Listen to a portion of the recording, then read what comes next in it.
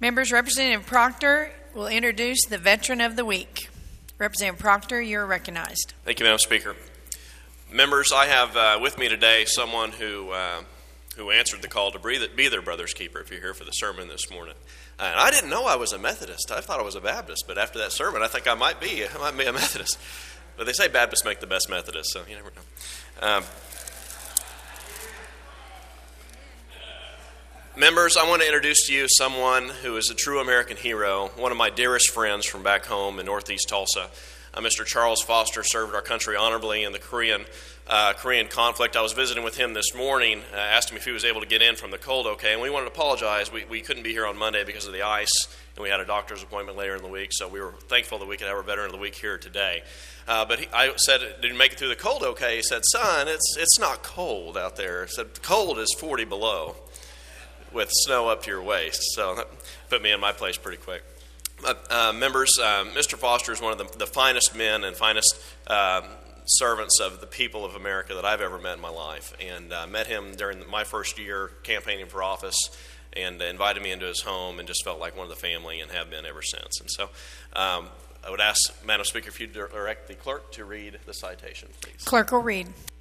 Whereas Charles O. Foster of Tulsa, Oklahoma, served his country with honorable service to the United States Army during the Korean War from March 1952 through December 1953, and 6 years in the active reserves, earning him a Good Conduct Medal, 2 defense medals, along with 3 additional Korean War medals.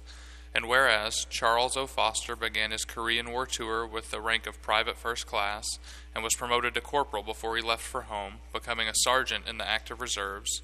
His service with the U.S. Army's 5th Regimental Combat Team as chief operator in the Punchbowl had him responsible for providing communication logistics for his platoon. And whereas the Korean War has been called the Forgotten War, and the state of Oklahoma will not forget it as we hold our veterans in the highest esteem and appreciate the sacrifices and contributions that veterans like Charles O. Foster made to preserve this country's freedom and who have protected all Americans from enemies both foreign and domestic. And whereas the Oklahoma House of Representatives of the 55th Legislature takes great pride in honoring Charles O. Foster as Veteran of the Week on this 23rd day of February 2015. Now therefore, pursuant to the motion of Representative Eric Proctor, the Oklahoma House of Representatives extends their appreciation to Charles O. Foster for his service and directs that this citation be presented.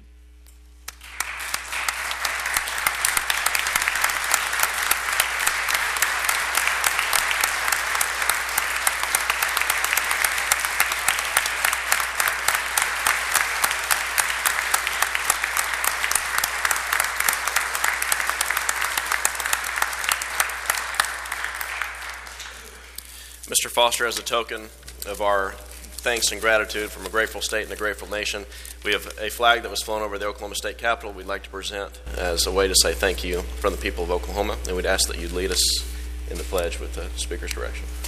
Mr. Foster, you're recognized. I pledge allegiance to the flag of the United States of America and to the republic for which it stands, one nation, under God, indivisible, with liberty and justice for all.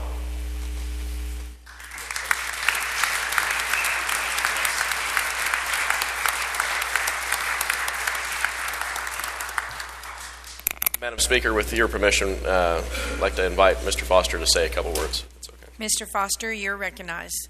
The House will be seated.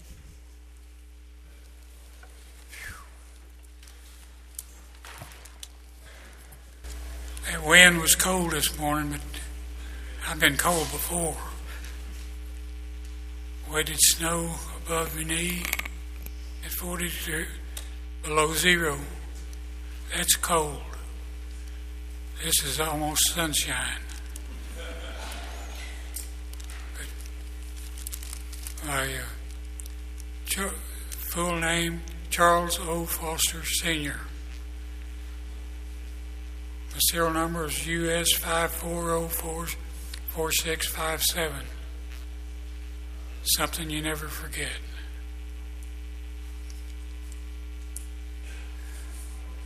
This is overwhelming. I didn't have any idea what was going to come off today. And I want you all to know that I appreciate your support and your recognition this morning.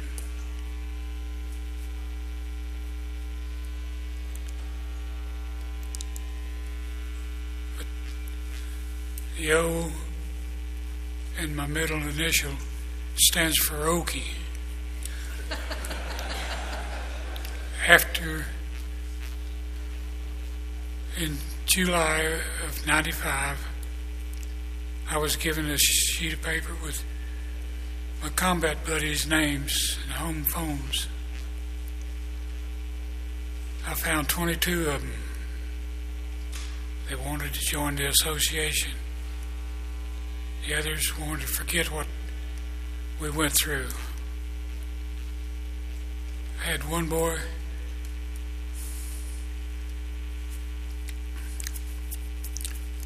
telephone lineman. He had a bouncing Betty trip flare.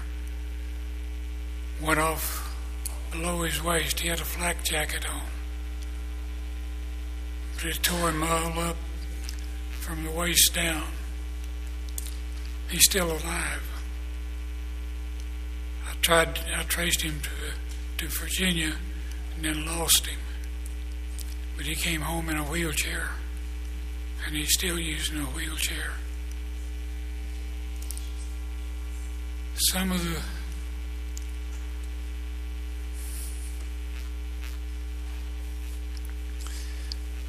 the wounded was brought into the regimental headquarters. I helped unload off the jeeps into helicopters that took them back farther in South Korea. Some things I can't